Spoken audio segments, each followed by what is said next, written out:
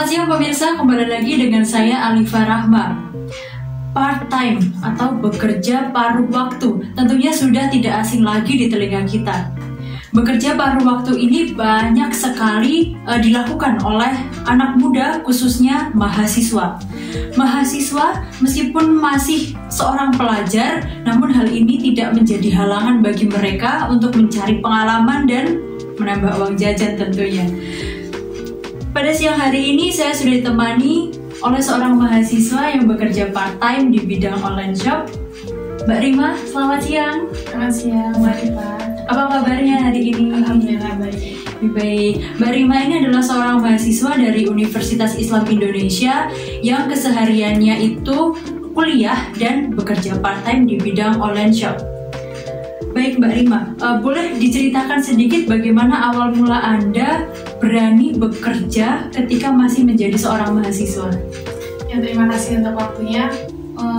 Awal mula buat online shop itu pertama karena pada 2019 kemarin kan kita di kondisi COVID. Kemudian perkuliahan ditutup untuk perkuliahan di kelas. Kemudian hanya perkuliahan online.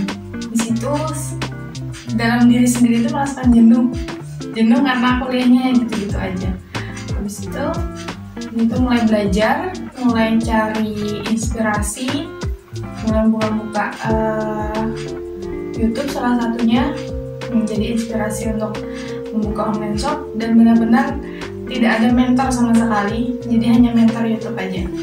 Di situ masih nyari-nyari bagaimana apa yang bisa dijual, mulai dari awal takut untuk membuka online karena belum pernah sama sekali, dengan modal yang juga yang pas-pasan, cuma ada mungkin 100.000 sampai 200.000 aja. Di situ memberanikan diri. Kemudian setelah berjalannya waktu, tambah belajar lagi, ternyata tambah mendalami lagi tentang online shop, dan sampai sekarang masih belajar. Baik, lalu bagaimana cara Anda membagi waktu antara waktu kuliah dengan waktu bekerja? Untuk membagi waktu kuliah dan bekerja bisa sebenarnya untuk mahasiswa, karena setiap orang pasti punya kemampuan untuk memilih antara waktu yang satu dengan waktu yang lain, tergantung dari diri kita sendiri. Kalau aku sendiri cara membagi waktunya punya timeline sendiri, timeline kegiatan, punya timeline dan mempunyai target. Misalnya contohnya target kuliah, di semester ini aku harus mencapai IPK segini. Berarti dengan cara semua tugas itu harus dikerjakan. Kemudian target yang kedua, target online shop ini harus mencapai misalnya dalam sebulan itu 20 atau sampai 30 penjualan, karena di situ online masih sepi. Jadi harus mencapai target. Jadi setiap bulan itu dievaluasi, evaluasi kuliah dan juga evaluasi online shop itu. Jadi setiap bulan kita tahu progresnya atau menurunnya antara kedua itu.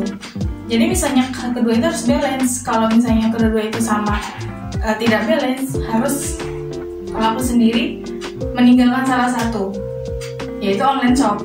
Yang paling utama adalah belajar dulu. Baik, berarti meskipun nyambi online gitu tetap kuliah nomor satu ya Mbak ya?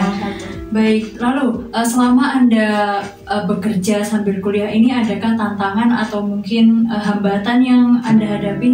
Kalau tantangan pastinya banyak.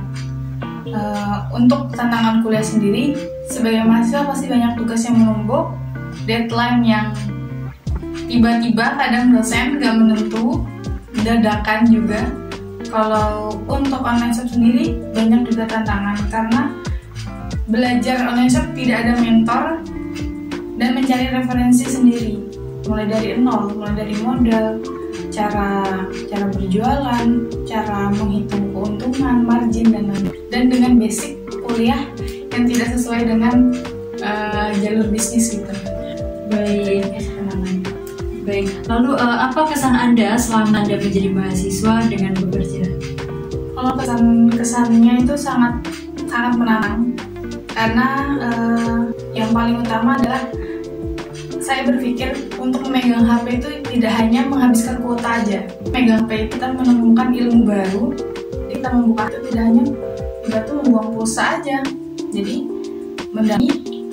mendalami online shop itu jadi mencari tahu tersebut, jadi sampai tahu lah. Baik, mungkin yang terakhir Anda bisa membagikan pesan-pesan Anda kepada anak-anak muda di luar sana, khususnya mahasiswa nih yang masih takut untuk bekerja seperti itu. Buat teman-teman di luar sana, mulailah dulu apa yang kalian sukai. Jangan takut gagal, jangan minder juga dengan yang lainnya. Usaha itu tidak bakal mengkhianati hasil. Meskipun kalian gagal, jangan menyerah, tetap selalu evaluasi diri, selalu belajar, selalu berjuang. Itu. Baik, berarti jangan takut untuk memulai ya. Yang penting mulai dulu lah. Masalah gagal atau enggaknya itu pikir belakang. Kalau misal pun gagal, itu menjadi evaluasi, jangan langsung menyerah ya Mbak ya. Baik, wah tidak terasa sekali kita sudah berada di penghujung acara nih. Terima kasih Mbak Rima atas waktunya, sudah berbagi tips kepada kita. Terima kasih juga untuk pemirsa yang di rumah. Saya pamit undur diri, selamat siang dan sampai jumpa.